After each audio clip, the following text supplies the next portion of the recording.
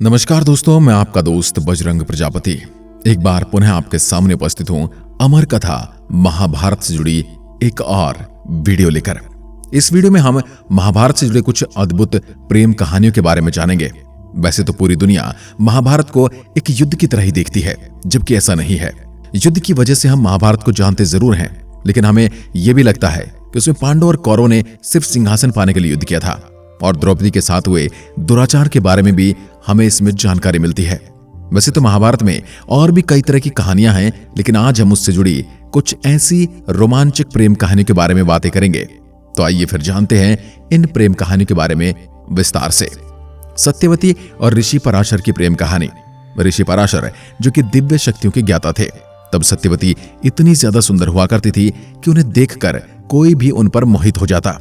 एक बार नदी पार करते समय ऋषि पराशर की नजर स्वयं सत्यवती पर पड़ी।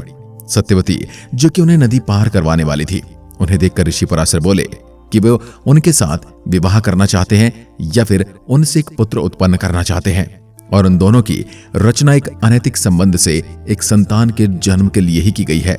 जिससे पहले तो सत्यवती ने मना कर दिया, लेकिन बाद में उन्होंने 3 शर्तें रखी। जिसमें पहली शर्त यह थी कि जब वे सहवास करें तो तब उन्हें कोई दूसरा न देख पाए। जिसके बाद ऋषि पराशर ने एक कृत्रिम गोला बनाया, जिसे हम धुंध के रूप में जानते हैं। उसमें उनके सिवाय कोई तीसरा नहीं आ सकता था। दूसरी शर्त यह थी कि उसके कुंवारेपन पर कोई दाग न लगे। इसलिए ऋषि ने उन्हें वरदान दिया कि जब वे संतान को जन्म देंगे तो उसके बाद वो पहले जैसे ही कुंवारे यानी कौमारे को प्राप्त हो जाएंगे। और तीसरी शर्त यह थी कि उनके शरीर से जो मछली की तरह एक गंध आया करती थी, जिसकी वजह से सत्यवती का नाम मत्स्य गंधा भी पड़ गया था, वो उस खुशबू में बदल दे। ये शर्त पूरी होते ही सत्यवती से एक सुंदर खुशबू आना आरंभ हो गई थी। 9 महीने बाद सत्यवती के गर्भ से महाभारत के रचयिता वेद व्यास जी का जन्म हुआ। कृष्ण और रुक्मिणी की प्रेम कहानी। दोस्तों, जब भी कृष्ण के प्रेम का जिक्र आया, वहां कृष्ण के साथ राधा का नाम भी जोड़ा गया। इन दोनों की प्रेम की काफी सारी कहानियां हमें कहीं न कहीं सुनने को मिल ही जाती हैं। पूरा वृंदावन ही राधा कृष्ण की प्रेम कहानियों से भरा हुआ है। जबकि मित्रों, सबसे बड़ी हैरान करने वाली बात तो यह है कि हमारे वेदों में कहीं भी राधा का जिक्र नहीं मिलता है, बल्कि वेदों में कृष्ण की 7 पत्नियों का वर्णन मिलता है, जिसमें से रुक्मिणी को उनकी सबसे प्रिय पत्नी बताया गया है। और तो और उनकी प्रेम कहानी का वर्णन भी मिलता है, जिसके अनुसार कहा जाता है कि भगवान कृष्ण को रुक्मिणी से विवाह करने के लिए खूब पापड़ बेलने पड़े थे। रुक्मिणी और श्री कृष्ण की कहानी भी राधा कृष्ण की कहानी से कम नहीं है। कहते हैं श्री कृष्ण को जब रुक्मिणी से प्रेम हो गया था, तब रुक्मिणी के माता पिता कृष्ण के साथ उनका विवाह नहीं करना चाहते थे। वहीं रुक्मिणी भी कृष्ण को मन ही मन अपना पति मान चुकी थी, इसलिए उन्होंने परिवार के विरुद्ध जाकर विवाह करने का मन बना लिया। फिर क्या था, एक दिन रुक्मिणी के बुलाने पर भगवान कृष्ण वहां आए और उन्हें अपने साथ भगा कर ले गए। इस तरह दोनों ने बाद में विवाह कर लिया। वहीं कुछ विद्वान रुक्मिणी को देवी लक्ष्मी का अवतार मानते थे और उन्होंने दोनों को प्रसन्न रहने का आशीर्वाद भी दिया था। इस तरह विवाह के बाद रुक्मिणी कृष्ण की सबसे प्रिय पत्नी बन गई। धृतराष्ट्र और गांधारी की प्रेम कहानी।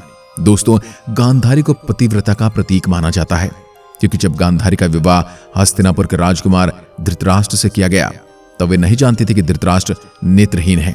लेकिन विवाह के दिन ही उन्हें पता चला कि उनके पति तो इस दुनिया को देख ही नहीं सकते। फिर क्या था, गांधारी ने भी पूरी जिंदगी इस दुनिया को न देखने का प्रण लेते हुए अपनी आंखों पर पट्टी बांध ली। लेकिन गांधारी की आंखों पर पट्टी बांधने की बात सुनकर धृतराष्ट्र क्रोध से तिलमिला उठे। उन्हें लगा था कि गांधारी उनका सहारा बनेगी, लेकिन बाद में गांधारी के प्यार और विश्वास ने उन्हें दिखा दिया कि उसने अपने पति के लिए ऐसा किया है। इसके बाद दोनों के बीच गहरा प्रेम होता चला गया और उनकी 100 संतान भी हुई, जिसमें सबसे बड़ा पुत्र दुर्योधन था। अर्जुन और उलूपी की प्रेम कहानी। दोस्तों, अर्जुन की पत्नी के रूप में हमेशा द्रौपदी का नाम आता है। स्वयंवर में अर्जुन ने मछली की आंख बींधकर उस पर निशाना साधकर द्रौपदी से विवाह किया था, जिनके बाद में उनके 4 भाइयों से भी विवाह हुआ था। तो दोस्तों, ये तो रही द्रौपदी की बात, लेकिन क्या आप अर्जुन की एक और नाग कन्या की प्रेम कहानी के बारे में जानते हैं?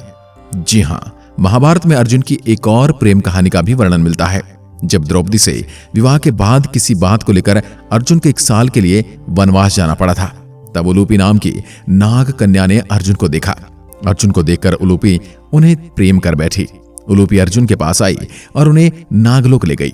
वहां अर्जुन भी उलूपी से विवाह करने के लिए तैयार थे और इसलिए दोनों ने विवाह भी किया था। उनका एक पुत्र भी हुआ जिसका नाम इरावन था। लेकिन तब उलूपी नहीं जानते थे कि अर्जुन पहले से ही विवाहित हैं। लेकिन जैसे उन्हें इस बात का पता चला तो उन्होंने अर्जुन को वापस जाने के लिए कहा। इसके साथ ही उलूपी ने अर्जुन को वरदान भी दिया कि उनकी पानी में कोई भी किसी तरह की हानि नहीं होगी, कोई भी उन्हें पानी यानी समुद्र या जल के अंदर उन्हें हानि नहीं पहुंचा पाएगा। भीम और हिडिंबा की प्रेम कहानी। भीम जो कि एक बलवान और बलशाली योद्धा माने जाते हैं और उनकी वजह से ही सभी पांडव लक्षद्वीप की योजना से बच निकले थे। तब वे एक जंगल में पहुंचे जहां पहले से राक्षस लोग राज करते थे। पांडवों को देखकर राक्षसों ने खाने की योजना बनाना आरंभ कर दिया। राक्षसों का सरदार हिडिंब था और उसकी एक बहन भी थी जिसका नाम था हिडिंबा। चूंकि पांडवों में सबसे बलवान भीम थे, इसलिए हिडिंब ने उन्हें ही खाने की योजना बनाई और अपनी बहन को भीम के पास भेजा। लेकिन हिडिंबा भीम को देखकर उन पर मोहित हो गई और उनसे प्रेम करने लगी। इसी के चलते उसने सारी सच्चाई भी भीम को बता डाली। भीम को गुस्सा आया और उन्होंने हिडिंब को मार दिया। इससे पहले भीम हिडिंब को मारते युधिष्ठिर ने उन्हें रोक लिया। तब हिडिंबा ने कुंती को बताया कि वे भीम से प्रेम करने लगी हैं। उसके बाद हिडिंब के मर जाने के बाद हिडिंबा जब उनके सामने आई तब हिडिंबा ने माता कुंती को बताया कि वह भीम से प्रेम करने लगी है और जिसको भीम ने मार दिया है वह उसका भाई है। जिसके बाद माता कुंती के आदेश से भीम और हिडिंबा ने विवाह किया था। लेकिन विवाह से पहले भीम ने एक शर्त रखी थी कि वे तब तक हिडिंबा के साथ रहेंगे जब तक उन्हें पुत्र नहीं हो जाता। विवाह के बाद उन्हें घटोत्कच नाम का एक पुत्र हुआ जो कि भीम की तरह ही बलवान और तेजस्वी था। इसके बाद भीम उन्हें छोड़कर चले गए थे और घटोत्कच ने उन्हें वचन दिया था कि वे जब भी उसका नाम पुकारेंगे वह दौड़ा चले आएगा।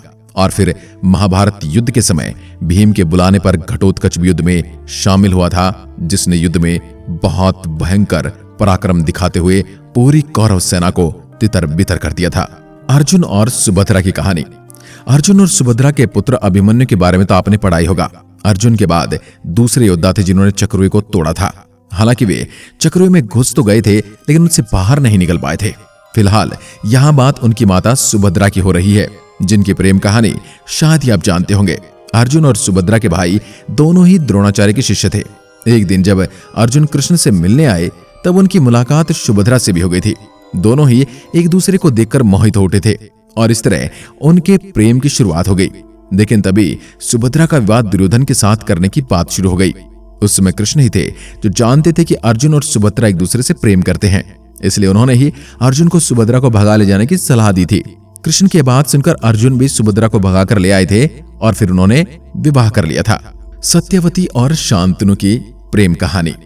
ऋषि पराशर से वरदान पाने के बाद सत्यवती से ऐसी सुगंधित आने लगी कि लोग उन्हें मत्स्य गंधा की बजाय योजन गंधा कहने लगे थे, जिसे 9 मील दूर से भी सूंघा जा सकता था। इसी खुशबू की वजह से शांतनु को सत्यवती से प्रेम हुआ था। दोनों की भेंट जंगल में हुई थी जब शांतनु को सत्यवती की खुशबू ने मोहित कर दिया था और शांतनु ने उस खुशबू का पीछा किया तो उनकी नजर नाव पर बैठी एक कन्या पर पड़ी जो कि देखने में बहुत ज्यादा सुंदर थी। शांतनु सत्यवती के पास आए और नाव में बैठकर नदी पार करने को कहा। जब वे नदी के पार पहुंचे तो नाव से उतरे नहीं, बल्कि उन्होंने सत्यवती से कहा कि अब उन्हें फिर से उस पार छोड़ दो। इस तरह वे 3 से 4 बार इधर उधर उसी नाव में घूमते रहे और आखिरकार शांतनु ने अपने प्रेम की बात सत्यवती से कह दी। जिसके बाद सत्यवती ने उनसे कहा कि वह उनके पिता से उनका हाथ मांगेंगे तभी वह उनसे विवाह कर सकती हैं। तब शांतनु उनके पिता के पास पहुंचे, जिन्होंने ये शर्त रखी थी कि उनकी बेटी से उत्पन्न हुआ पुत्र ही सिंहासन पर बैठेगा। बाद में दोनों का विवाह होगा।